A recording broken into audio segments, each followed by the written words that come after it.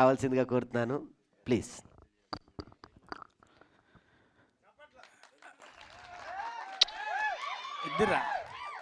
ఇద్దరా రచ్చ అంటే నా లైఫ్లో అది.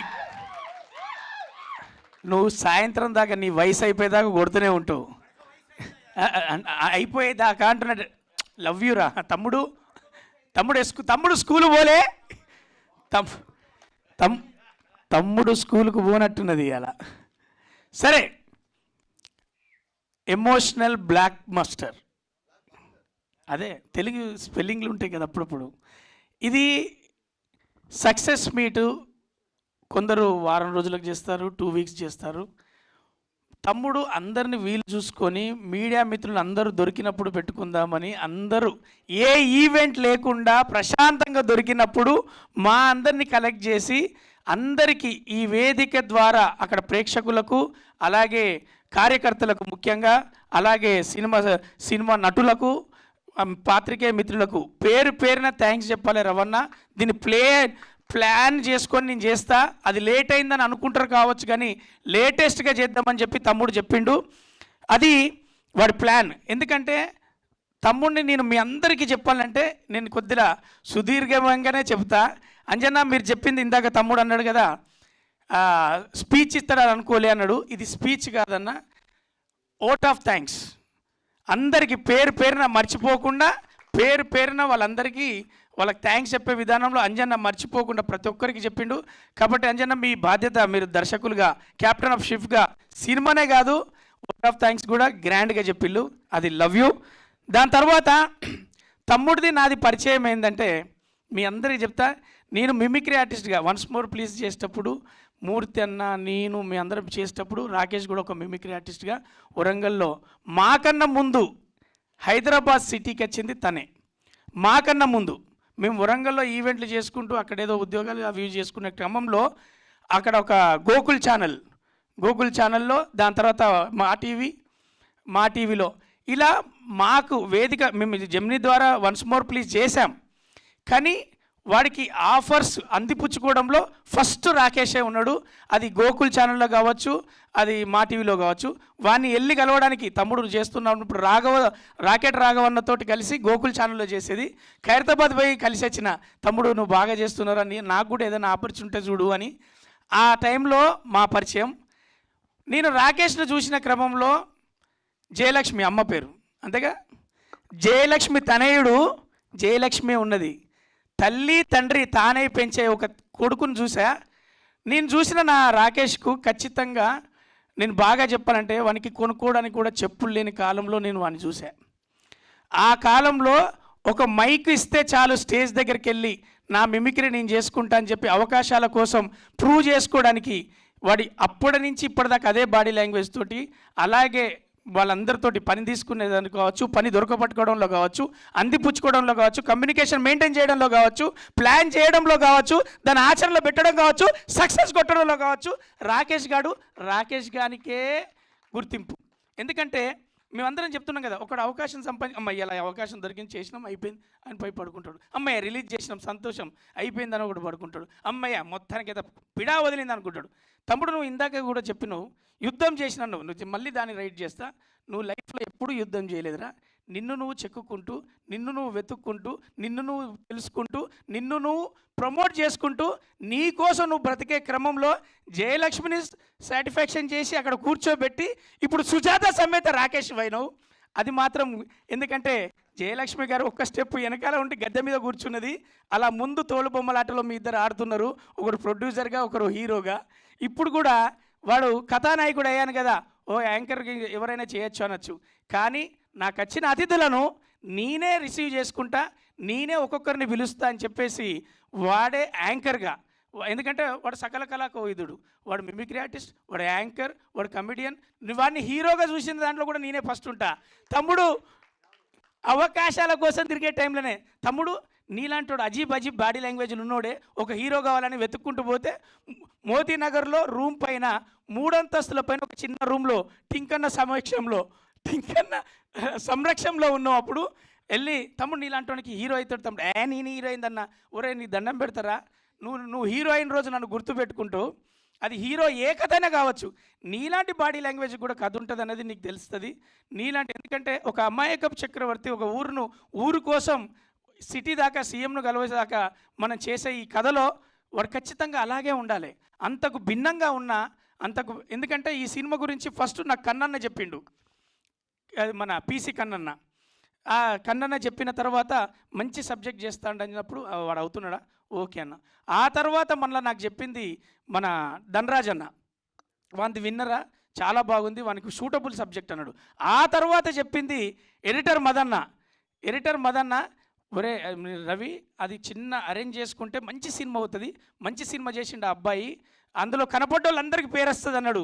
దాని గురించి కూడా చెప్తా. తాగబోతు రమేష్ అన్న ఫస్ట్ నువ్వే ఫోన్ చేసిన, ఒరే రవి కన్నా కన్ఫ్యూజన్ ఉన్నదిరా అన్నాడు.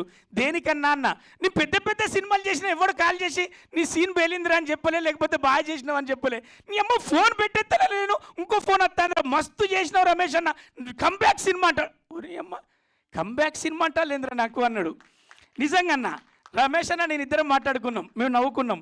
ఆ తర్వాత ధనరాజ్ అన్న ఫోన్ చేసిండు, ఒరే నాకు చిన్న క్లారిటీ రా రవి అన్నాడు. చూసినా చెప్పనరా, ఏందిరా అది ప్రేమలేఖ సినిమాలో దిగులు పడకురా సహోదరు అని ఒక సపోర్టర్ వచ్చినట్టు నేను ఆ సినిమాలో వచ్చినా అంటున్నారు, అది నిజమేనారా, నువ్వు చూసావని, నువ్వు చేసినావు, నీకు కనిపించలేదా అన్న.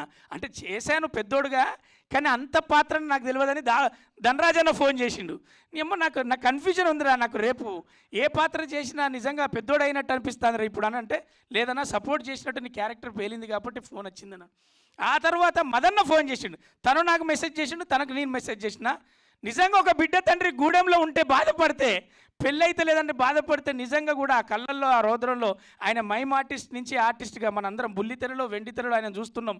టీచర్గా ఆయన ఎంతమందిని నటులను తయారు చేస్తున్నాడో, నటనలో కూడా అంతే స్టూడెంట్గా అంతే భయంతో భక్తితోటి ఆయన చేస్తున్నది ఆ పాత్రలో కనపడుతుంది. ఇకపోతే లోహిత్ అన్న గురించి చెప్పాలి. మీరు అన్నారు కదా ఇండస్ట్రీ గుర్తించడం అవేం లేదన్నా. లోహిత్ అన్నకు మీరు అన్నారు కదా, లోహిత్ అన్న మనం షెడ్డీలు వేసుకున్నప్పుడే స్టార్ ఆయన బుల్లితెరల. అప్పుడు రాకేష్ గారు షెడ్డీ కూడా వేసుకున్నాడో లేదో కూడా తెలియదు. అంటే చెప్తాను, సీనియర్ చెప్తాను రా, ఇంటి దగ్గర ఉన్నారు ఆ టైంలోనే స్టార్. అంటే సమయం అన్నది ఉంటుందన్న, టైం ఎవరికైనా ఒకసారి టైం వస్తుంది. లోహిత్ అన్నకు కరెంట్ అఫైర్లు వస్తుంది. గతంలో ఉంటే పురాణ నటుడు పాత నటుడు అంటారు, ఇప్పుడు కరెంట్ అఫైర్లో ఉంటే ఫ్రెష్, అరే ఆయన టైం నడుతుందిరా అని గుంజుకొచ్చుకుంటారు. కాబట్టి లోహిత్ అన్న మీకు కూడా ఖచ్చితంగా ఒక కరెంట్ అఫైర్లో మీకు మంచి పాత్రలు రావాలని కోరుకుంటున్నా. ఆ తర్వాత మ్యూజిక్ డైరెక్టర్, ఈ పాటల గురించి కాశల శ్యామన్న, తమ్ముడు మంచి పాటలు రాసిన ఒకసారి విను అన్నాడు. మొత్తం పాట పాడినాక ఇది ఎవరి కోసం అంటే తమ్ముని కోసం అన్నాడు. ప్రాణం పెట్టి రాసినావు అన్న, ఇది బాగా ఉన్నదన్నాం. ఆ తర్వాత చరణ్ రాజ్ అన్న, చిన్ని చరణ్ అన్న, చరణ్ అర్జున్, ఈ ఒక్కొక్క పేరు కాదే, అదే మొత్తానికి ఎత్తి చరణ్ అన్న. ఈ మ్యూజిక్ డైరెక్టర్ కూడా అవి మొత్తం అంటే నేను వీడికి మాత్రమే నిన్ననే అన్నాడు, అన్న నువ్వు ఎవడెవడుతున్నా టచ్లు ఉంటావు నాకు తప్ప అంటే, ఒరే నేను నీకు ఒక మేనేజర్ ఉంటాడు అదే ధనరాజ్, లేదురా అన్న నా గురువు అన్నాడు. అరే నీకు లైఫ్లో గురువేరా, కానీ నీ అప్డేట్లు ఈ టైంలో భార్య దగ్గర పోతాడు, ఈ టైంలో అమ్మ దగ్గర కూర్చొని కాఫీ తాగుతాడు, ఈ టైంలో సినిమా గురించి మాట్లాడుతాడు, ఈ టైంలో లెక్కలు చూస్తాడు, ఈ టైంలో వాడు టెన్షన్ పడతాడు, ఈ టైంలో వేరే దగ్గర ఉన్నాడు అని వాడు ప్లాన్లను ఎత్తాడు, ఈ టైంలో సంతోషాన్ని దగ్గర పోయాడు, ఈ టైంలో ఇంకో దగ్గర. అంటే మొత్తం ఇన్ఫర్మేషన్ నేను ఎందుకు తీసుకుంటా అంటే వానికి అనిపిస్తే ఫోన్ ఎత్తుతలేడని. ఫోన్ ఎత్తాల్సిన అవసరం నువ్వు ఏడునో నాకు తెలుసు. భార్య కూడా చెప్పదు అట్లా డీటెయిల్స్. ఏమోనండి మా ఆయన గురించి నాకు సరిగ్గా తెలియదు అంటే ఏ భార్యని అడిగినా, ఈయన గురించి అడగాలంటే మాత్రం ఖచ్చితంగా ధనరాజ్ అన్నకు ఫోన్ చేయాలి. అరే ఇప్పుడు మీ ఇంట్లో ప్లానింగ్ ఏంటంటే ఇంకేం అనుకోలేదురా, కానీ రాకేష్ గారు ఏమనుకుంటాడు, ఇప్పుడే రా పోస్టర్ అనుకున్నాడు, పెద్ద ఆయన దగ్గర పోయి రిలీజ్ చేయిద్దాం, లేకపోతే అదొకటి అనుకుంటున్నాడు, ఒక డేట్ ఫిక్స్ అవుతుందిరా, అంజన్న నేను అందరం కలిసి భీమాస్ హోటల్ దగ్గర ఆఫీస్ కాడ కూర్చుంటున్నాం రా. ఇంతుంటుంది ఇన్ఫర్మేషన్, ఇంతుంటుంది. ఇకపోతే నవీన్ అన్న కలిసిండు, అన్న నేను సినిమా చూసినా, నేను ఏదో అనుకున్నా, ఉన్న సీన్ వరకు మస్తు ఉన్నదన్నా, నువ్వు అసలు సినిమాలో లేవనుకున్నా, ఆ ఫంక్షన్లో వచ్చి మాట్లాడితే నువ్వు ఎట్లా అనుకున్నావే, వాడు లేనోడే వాడన్నా పిలుస్తాడా, లేనోళ్ళందరినీ పిలిచింది సహాయం చేయడానికి. పని తీసుకోవడంలో రాకేష్లో సక్సెస్. నేను ఇంతసేపు ఎందుకు మాట్లాడుతున్నా అంటే, ఇంతకుముందే పెద్ద ఆయన చెప్పిళ్ళు మన ఆహా ఛానల్ నుంచి శ్రీనివాస్ అన్న, ఆయన ఒక మాట అన్నాడు, కమిడియన్స్ అంటే చూసేది బతుకు తెరువులో మేము కమిడియన్స్ కావచ్చు, కానీ మా ఇంటికి మేమే హీరోలం, మా కథకు మేమే హీరోలం, మా కథకు మేమే కథానాయకులం అది సందర్భం వచ్చినప్పుడు తెలుస్తుంది. కానీ మేము బతుకు తెరువులో 4 గింజల కోసం బ్రెడ్ అండ్ బటర్ కోసం మాత్రమే మేము కమెడియన్స్గా చేశాం. కానీ మాకొక గాథ, మాకొక కథ ఉంటుందని నమ్ముకొని బతికే వాళ్ళం మేము. అందుకే చూసే కోణాన్ని బట్టి ఉంటుంది, చూసే మనసును బట్టి ఉంటుంది. మొత్తానికి మమ్మల్ని చూసే ఎక్కడైనా పెళ్ళి పందిరి దగ్గర నుంచి మొదలు పెడితే సావుల దగ్గర కూడా అక్కడ చూసిన వాళ్ళందరూ మీ షోలు చూస్తున్నామనండి, బాధను వదిలేసి 2 సెకండ్లు మాతో మాట్లాడతారు అండి, మీ షోలు అన్నీ మమ్మల్ని నవ్వించినాయని చెప్తారు. అదే ప్రపంచంలో ఒక అదృష్టంగా భావించేది ఏంటంటే హాస్య నటుడిగా పుట్టడం, హాస్య నటుడిగా అన్నాన్ని సంపాదించి నా కుటుంబాన్ని సాదుకోవడం ఒక అద్భుతమైన అవకాశం నాకు దేవుడిచ్చింది. ఎందుకంటే శత్రువు లేనిది పోటీ మాత్రమే ఉన్నది. అద్భుతంగా జీవించేది ఒక కమెడియన్ జీవితమే. అది అద్భుతంగా మేము ఫీల్ అవుతూ ఉంటాం. ఆ రోజున మూగ భాషలో మైమ్లో చేసినటువంటి మన మోనో యాక్షన్లో చేసినటువంటి చార్లీ చాంప్లిన్ దగ్గర నుంచి ఈరోజు మీ ముందున్నటువంటి రాకేష్ రచరవి వరకు మేమందరం కూడా ఎదుటోన్ని నవ్వించడానికి, ఎదుటోన్ని మనం ఇంప్రెస్ చేయడానికి, ఎదుటోన్ని ఆహ్లాదపరచడానికి మాత్రమే మా బతుకు తెరలో మేము కమెడియన్స్. కానీ లేకపోతే తెరలు దొరికితే కేసీఆర్ లాంటి, కేతావత్ చంద్ర రామావత్ లాంటి ఆ కథానాయకుడు రాకేషే అవుతాడు, రేపు ఇంకొకడు అవుతాడు. ఇంకపోతే మాకు కమెడియన్ల నుంచి ఒక గుర్తింపు తెచ్చుకునే క్రమంలో మా బలగం వేణన్న, ఆయన వల్ల ఈరోజు నేను వేణన్నకి ఈ డయాస్ మించలి మా కమెడియన్స్ అందరి తరఫున, ఎందుకంటే బ్రహ్మానందం గారు కూడా చాలా అద్భుతంగా ఫీల్ అయ్యాడు. అరే కమెడియన్స్ చాలామంది సినిమాలు చేశారా, కానీ వేణన్న చేసిన సినిమా హిట్ అవ్వాలి, ఎందుకంటే వేణు అనేవాడు కూడా కమెడియన్ రా, మన కుటుంబం రా అని బ్రహ్మానందం సార్ నాతో షేర్ చేసుకున్నాడు. ఫస్ట్ రోజు ఫోన్ చేసి అరే ఏమైందిరా సినిమా అంటే పెద్ద హిట్ సార్ అనగానే కమెడియన్ గెలిచిండ్రా అన్నాడు. అలాగే కమెడియన్ డైరెక్షన్ చేసిన దాంట్లో బ్రహ్మానందం గారు వేణన్నకు వేణన్న మేము ఎక్కడికి వెళ్ళినా కమెడియన్గా చూసే మమ్మల్ని కథేమైనా ఉందా, కథేమైనా చెప్తావా బాబు అని స్టేజ్కి తీసుకొచ్చిన నీకు ఈ డాష్ నుంచి మనస్ఫూర్తిగా చేస్తున్నా సలాం.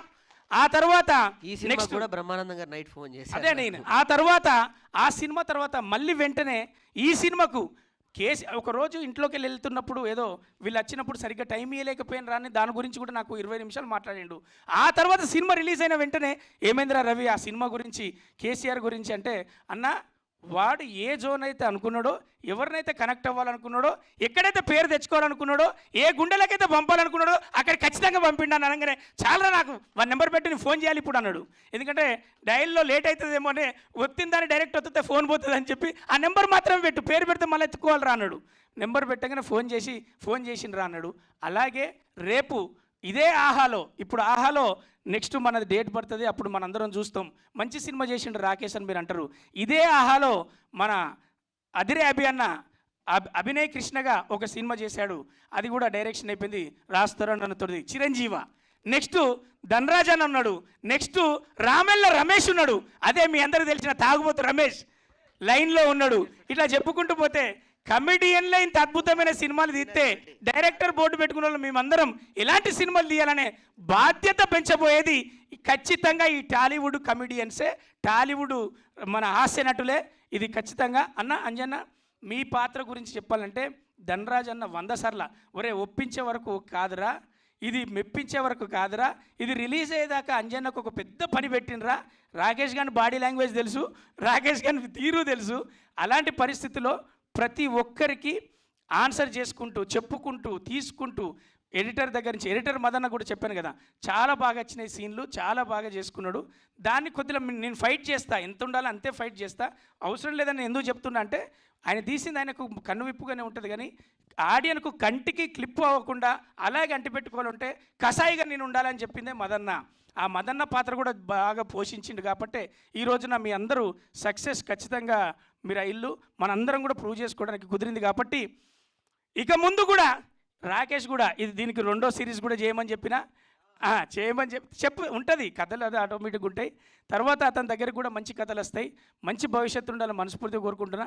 ఇందులో చేసిన నటీనటులకు, సాంకేతిక నిపుణులకు మా తమ్ముని తరఫున, మా టీం తరఫున, మా హాస్య నటులందరి తరఫున చాలా చాలా చాలా థ్యాంక్స్. ఎందుకంటే పేరున ఎందుకంటే అది కమెడియన్ సినిమా చేస్తున్నాను అనగానే ఓ చిన్న చూపుతో స్టార్ట్ అవుతుంది, కాల్ వచ్చిన కాంచెలే మాకు తెలుసండి. కానీ దానికి అడిగిన వాళ్ళందరూ ధనరాజ్ అన్న కావచ్చు, తాగుబోతు రమేష్ అన్న కావచ్చు, నా కావచ్చు, మదన్న కావచ్చు, ఎవరైనా లోహిత్ అన్న కావచ్చు, ఎవరు వెనక అడిగిన అడిగిన పాత్రకు వాళ్ళు డేట్లు అడ్జస్ట్ చేసుకొని అంజిగాడు కావచ్చు, వాడు మా తమ్ముడు సాగర్ కావచ్చు, ఎవరు వీళ్ళు వాళ్ళ ప్రకారం అన్న పిలిచిండు మనం చేసి రావాలని, వాడి తమ్ముడైతే అన్న అనుకున్నాడు, అన్న అయితే తమ్ముడు అనుకున్నాడు, వానికి సహకరించాలని మీడియా మిత్రులు, సాంకేతిక నిపుణులు, నటీనటులు, ఆఖరికి థియేటర్ కోసం పోయిన కార్యకర్తల దాకా నీకు సపోర్ట్ చేసిళ్ళు, బాధ్యత పెంచిళ్ళు. ఇదే మంచి పేరు కాపాడుకొని మంచి సినిమాలు చేసి అందరినీ గెలుచుకుంటాబో. సుజాత సమేత Rakesh. Thank you love you. నా బాధ్యత నా గడ్డ మీద పుట్టినోడు అన్న. వీడు ఎక్కడి నుంచి వచ్చి ట్రైన్ టికెట్, వాడు 25 రూపాయలు టికెట్ కొన్నాడో లేదో నాకు తెలియదు ట్రైన్కు, కానీ ఈరోజు నీ అమ్మ టికెట్లు కొనిచ్చింది కదా సినిమాకి. అరే ఏందన్న అది, సక్సెస్ కొట్టినోనికి ఎవడైనా ఉంటాడు, సక్సెస్ కొట్టాలనుకున్నాడు ఎంబడి ఉండాలి నా వద్దా, అదే లెక్క.